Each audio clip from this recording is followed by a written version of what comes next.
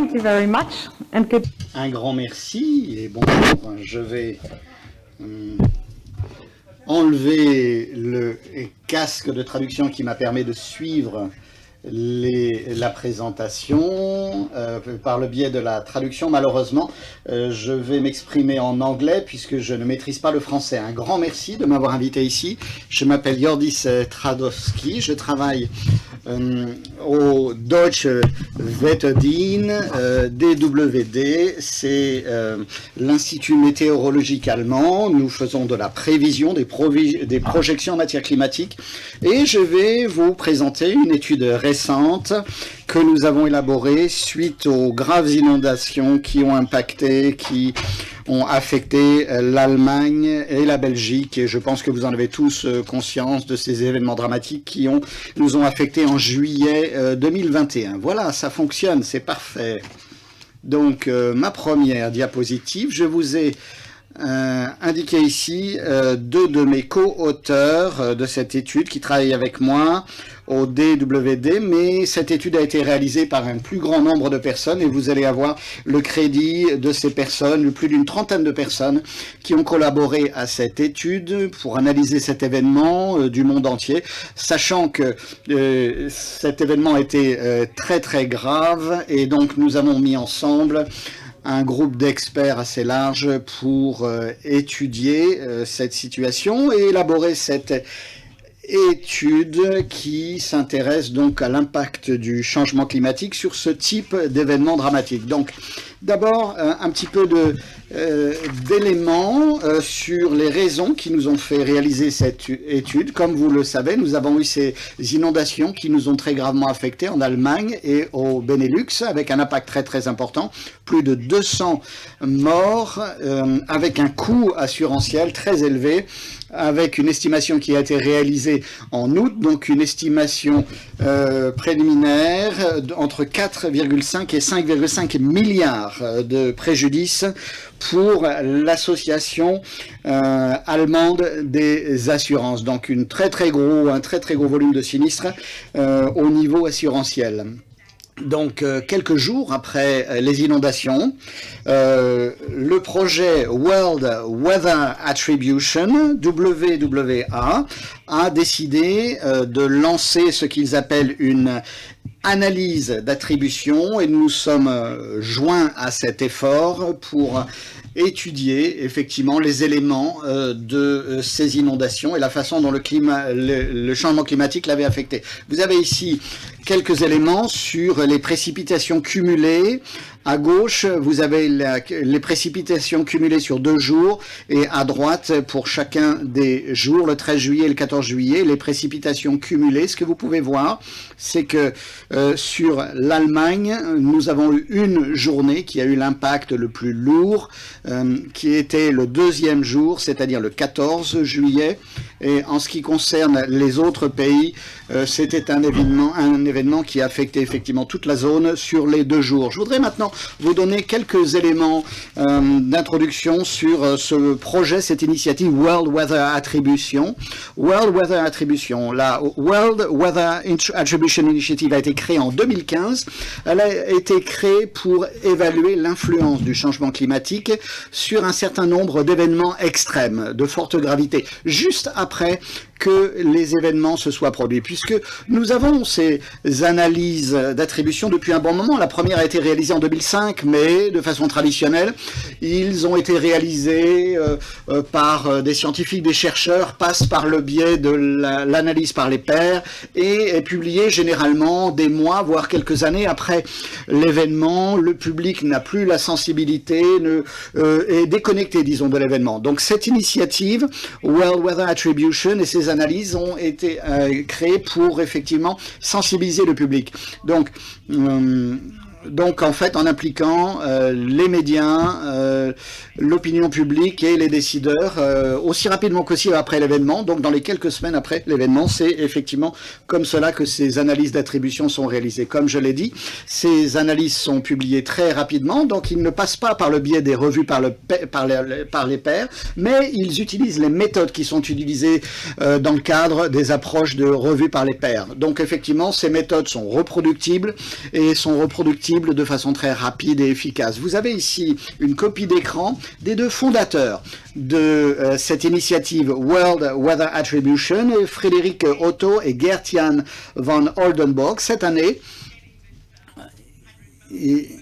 ils ont été cités comme les 100 personnes les plus influentes au monde, qui montrent bien que ce qu'ils ont créé, cette World Weather Attribution et ses actions, a eu un impact extrêmement important, a généré énormément d'intérêt dans le monde. Alors passons maintenant à ce concept d'attribution des événements graves. Certains d'entre vous les connaissent, d'autres peut-être moins. Ce concept d'attribution d'événements répond à des questions telles que est-ce que le changement climatique augmente la probabilité de l'occurrence d'un événement. Donc en fait on s'intéresse à un événement spécifique et à sa situation et à son impact spécifique.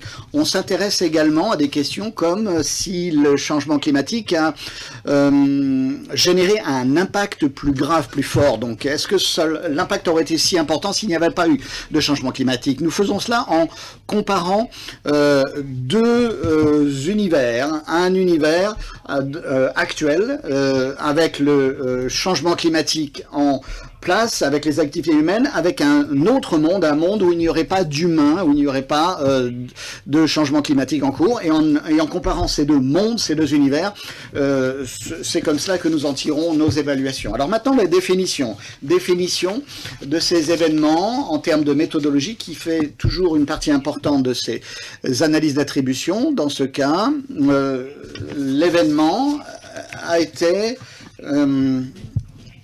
a affecté très gravement les bassins versants des rivières Aar et Eft et de la rivière Meuse. Et donc nous avons sélectionné ces deux zones, ces deux bassins versants dans nos études. Mais ce sont des petits bassins versants, ce sont des zones qui sont relativement limitées.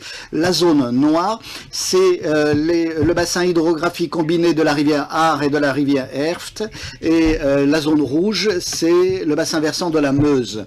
Et ce sont des petites zones en matière d'analyse d'attribution qui est un défi parce que ce sont des petites zones, ce n'est pas facile de faire une analyse d'attribution pour de tels événements et donc nous avons sélectionné en plus de cela d'autres zones par effet de regroupement. Vous avez donc les 16 cadrans et nous avons fait une astuce statistique pour faire une analyse statistique. Nous avons utilisé toutes les données de ces différents cadrans par effet de regroupement et nous les avons combinées dans une série chronologique pour accroître la disponibilité des données, sachant effectivement que ces zones sont différentes, mais le regroupement nous a permis de les utiliser de façon efficace. Ensuite, nous avons analysé les différences entre la période présente par rapport à la période passée et la période présente par rapport à la période future. Et je vais vous présenter ces différents résultats. Une analyse rapide donc de nos observations sur le bassin versant des rivières Aar et Eft. Vous avez les précipitations cumulées sur 24 heures entre 1930 et 2020 et vous avez toujours les maxima, les valeurs les plus élevées dans ces années. Vous pouvez voir qu'avant l'événement, nous avions eu des précipitations cumulées entre 50 et 60 millilitres. Et en moyenne sur la zone, donc sur ces deux bassins versants encerclés que je vous ai montrés, et sachant que sur des zones plus limitées spécifiques, nous avions des précipitations plus importantes évidemment. Ensuite, vous avez la photo de ces événements en juillet 2021 avec plus de 90 mm qui se sont cumulés sur 24 heures en moyenne sur l'ensemble de cette zone. Donc c'est sans pareil dans les données observées, mais encore une fois, les données observées n'ont commencé que qu'en 1931, l'observation des données. Donc ce n'est pas si vieux que cela. Donc, comme je l'ai dit, c'était le plus grave événement que nous ayons observé. Et ceci est un défi, en fait, pour estimer la périodicité. Comment est-ce qu'on peut savoir s'il peut y avoir une périodicité, s'il peut y avoir, si l'événement peut être reproductible? Nous savons qu'il est extrême, qu'il est grave, ça ne s'est jamais produit par le passé, mais il est difficile à estimer. C'est pour cela qu'on utilise une approche de regroupement ou d'agrégation, et c'est pour ça qu'on utilise les 14 cadrans supplémentaires que comme je vous ai montré, pour obtenir ces analyses statistiques. Quelques éléments sur la périodicité. Comme je l'ai dit, la zone est petite, c'est un défi pour faire nos estimations et nos évaluations, mais lorsque nous prenons la zone élargie avec les 14 cadrans, sur cette zone élargie, on peut constater que dans les situations climatiques actuelles, nous pouvons en moyenne nous attendre à l'occurrence d'un événement comme ça tous les 400 ans dans un endroit donné. Et je pense que ceci est un petit peu difficile à comprendre de ce que ça signifie. Donc je vais essayer de vous dire les choses de façon un petit peu différente. Ce que ça signifie exactement. Donc ce que ça signifie, c'est que on peut s'attendre à plus d'un événement dans une période de 400 ans dans toute cette zone, parce que sur chaque endroit, sur chaque lieu, on peut s'attendre en fait à un événement, l'occurrence d'un événement tous les 400 ans, ce qui ferait qu'on aurait plus d'un seul événement sur une période de 400 ans dans cette zone cumulée. Donc les inondations que nous avons connues dans la rivière Aar, comme vous le constatez, les données d'observation n'étaient pas exhaustives, mais nous avons des rapports, des données qui nous indiquent que dans l'été de 1804, nous avons eu des inondations extrêmement graves, donc sur la base des données connues, sachant que nos collègues chercheurs ont passé en revue les archives, les documents historiques, et il semblait que l'événement de 1804 était plus localisé en ayant impacté seulement la rivière Aar et pas toute la région de l'Allemagne et des pays du Benelux. Mais c'est toujours un petit peu difficile d'essayer d'étudier de telles inondations. Et j'aime bien citer un de mes collègues qui a dit la chose suivante. Ceci signifie que pendant un petit moment, un volume d'eau a circulé dans la vallée de l'Aar qui correspond au débit moyen du Rhin supérieur, entre guillemets. C'est Eno Nilsson qui cite cela. Et la rivière Aar est une petite rivière et le débit des eaux pendant un petit moment était énorme, donc équivalent donc au débit moyen du Rhin dans sa partie supérieure. Je voudrais maintenant vous montrer quelques résultats pour cette région de surveillance, système de surveillance hydrologique. Donc ce que nous constatons est un changement d'intensité en bleu tout en haut. Nous avons les données observées et nous avons en dessous, avec quelques acronymes à gauche, ça on ne s'en soucie pas, mais ce sont des différentes simulations de modèles que nous avons fait. Donc vous avez en rouge clair et en rouge plus foncé, vous avez les résultats des modèles. Donc si vous avez les estimations et en dessous, en pourpre, nous avons une synthèse. Donc, pour bien comprendre les choses, si nous prenons l'ensemble des simulations des modèles, plus les données observées, nous arrivons à estimer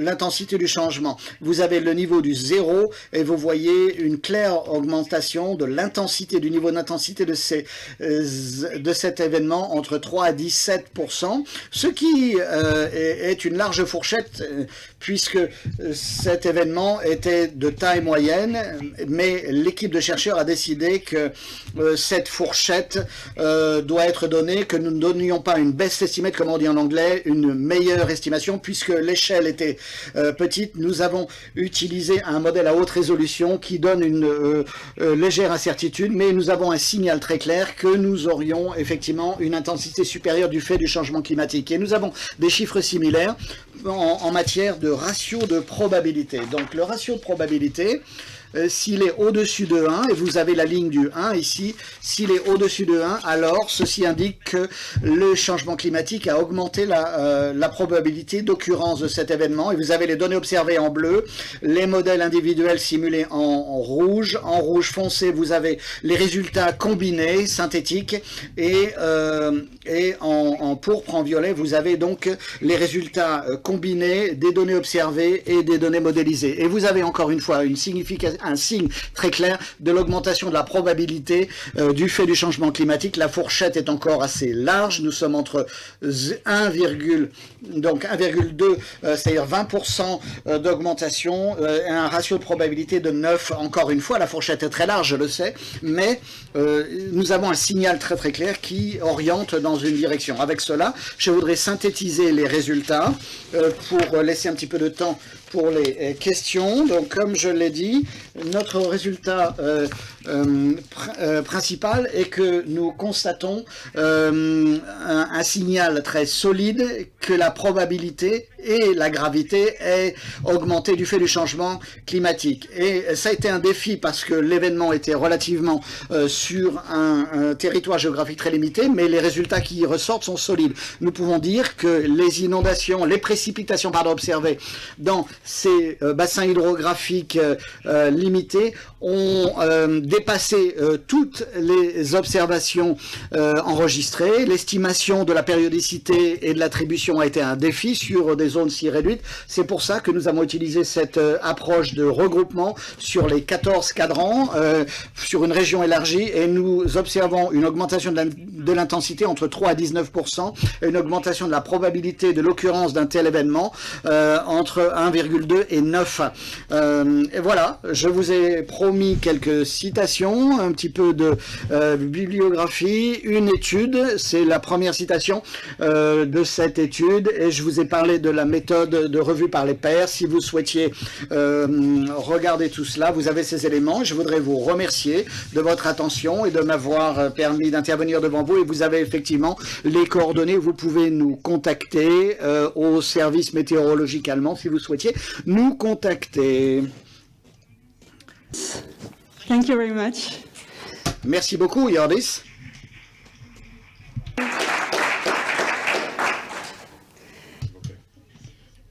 Très claire et très instructive, qui met en évidence que nous sommes déjà dans un contexte de changement climatique et que nous devons déjà faire face aux conséquences des effets du changement climatique.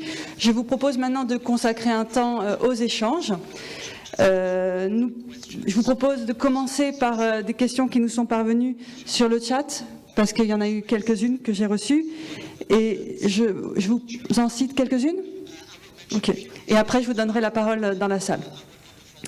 Donc, la première question que nous avons reçue: les niveaux de précipitation observés expliquent-ils à eux seuls l'ampleur de la catastrophe ?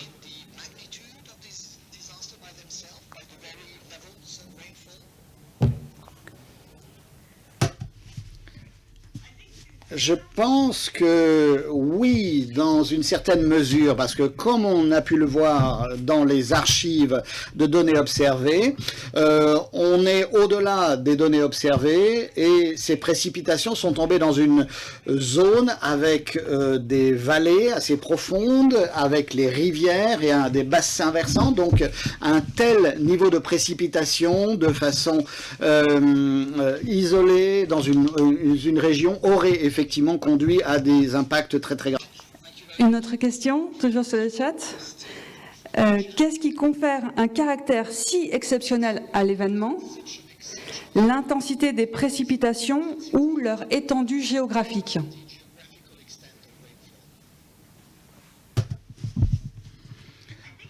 Je pense que c'est les deux à la fois, en fait, parce que si vous aviez eu la même intensité avec une zone plus élargie, par exemple un dixième du bassin versant de la rivière A, vous n'auriez pas eu le même niveau d'inondation dans la vallée. Donc c'est un mélange de l'amplitude et de l'intensité qui ont amené un tel niveau de précipitation. Donc pour moi, je dirais que c'est un mélange des deux.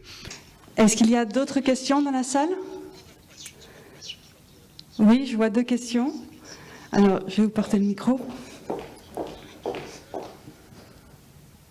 Oui, merci beaucoup donc, pour votre présentation. Dans l'approche historique, vous êtes resté sur les événements allemands, si j'ai bien compris.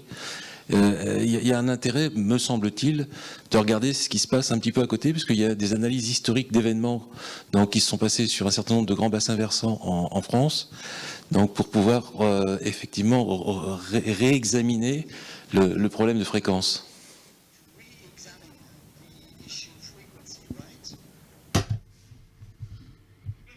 Oui, tout à fait. En ce qui concerne l'analyse observationnelle que nous avons faite, nous sommes intéressés à plus que l'Allemagne.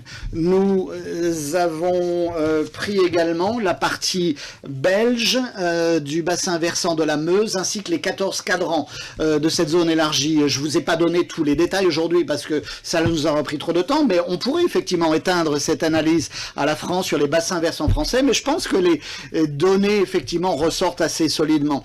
Mais effectivement, là, parce que l'événement a couvert également la France. Il pourrait être intéressant d'avoir des chercheurs français qui pourraient se joindre à notre effort.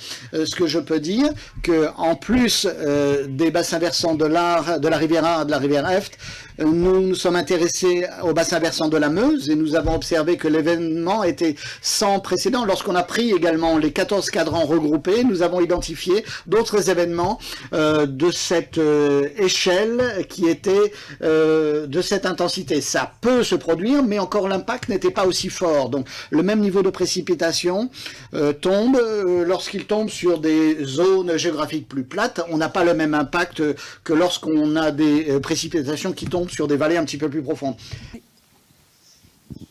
Bonjour, j'avais une question concernant les études et les stress tests d'impact du risque climatique à 2040-2050 qui montrent que les conséquences du risque climatique pourraient s'aggraver de 50-200%.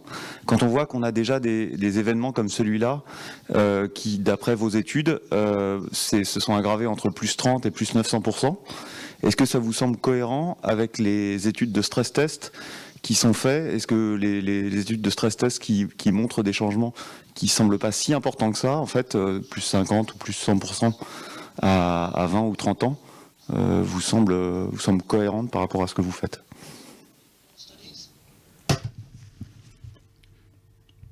Alors, je pense que nous avons, comme toutes les études qui sont réalisées, la meilleure connaissance des chercheurs et des scientifiques, à un moment donné, est que nous constatons des événements plus graves. Il y a toujours une fourchette, bien entendu, dans lesquelles ces événements s'inscrivent. Et donc, ça ne ressort pas toujours dans le résultat. On a du mal à dire le degré de sévérité, de gravité supérieure, ou le degré de précipitation cumulé, ou la probabilité. Donc, il faut considérer les fourchettes pour voir dans le détail si c'est cohérent. Mais pour moi, je trouve une cohérence, effectivement, dans les fourchettes d'incertitude que nous avons observées, qui est très importante pour cet événement.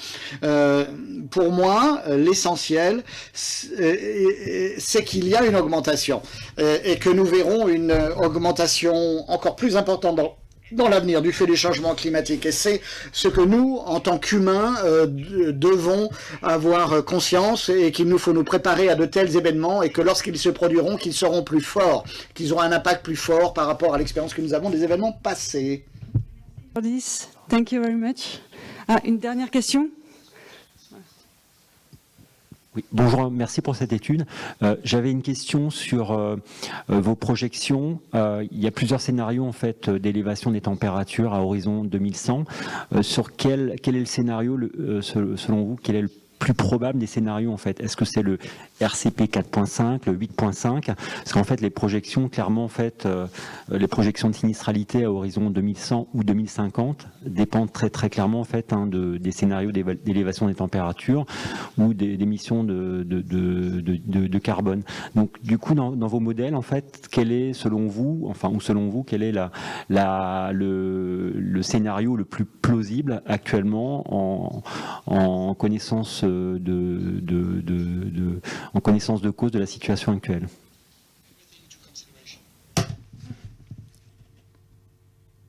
Alors, pour les résultats que je viens de vous montrer, nous avons essentiellement concentré notre étude sur le passé. Aujourd'hui, à moins 1 degré Celsius, donc avec des simulations. Donc, si nous regardons le futur, nous prenons en compte une variété de scénarios, une diversité de scénarios, parce que, comme je l'ai dit, les événements étaient sur des échelles relativement limitées. Donc nous avons utilisé les données qui nous étaient disponibles, qui nous étaient accessibles.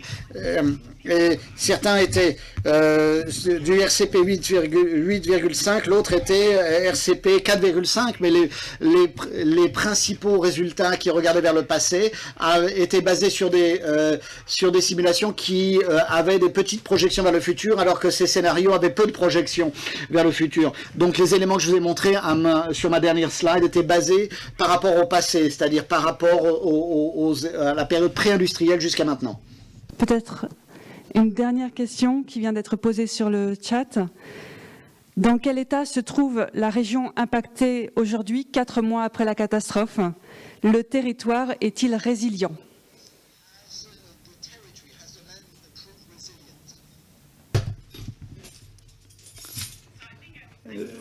Je ne suis pas un expert sur ces questions, donc sur la façon du rétablissement territorial, je ne suis pas un expert, une experte dans ces questions, mais il me semble effectivement qu'il y a encore beaucoup de travail à faire. Ce n'est pas un événement qu'on va corriger rapidement. Je me souviens, il y a quelques semaines, je crois, j'ai lu un article